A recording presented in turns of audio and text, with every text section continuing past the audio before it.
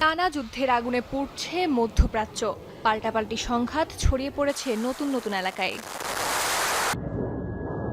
Iran জুড়ে অভিযান আরও জোরদারের কথা জানিয়েছে যুক্তরাষ্ট্র।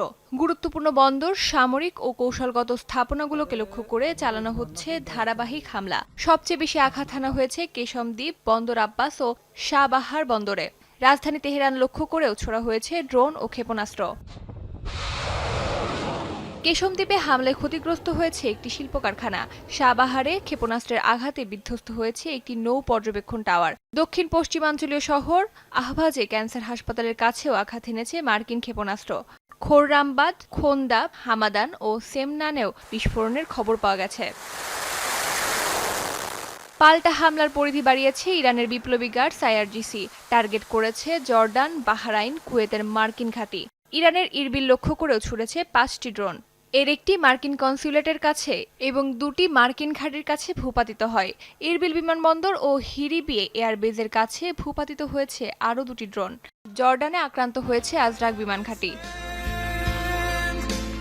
ইরানকে দ্রুত সমঝোতার পথে ফিরতে কঠোর হুঁশিয়ারি দিয়েছেন মার্কিন প্রেসিডেন্ট ডোনাল্ড ট্রাম্প। আমরা যা করছি তা তাদের ভালো লাগছে না। তারা মরিয়া হয়ে সমঝোতা করতে চাইছে।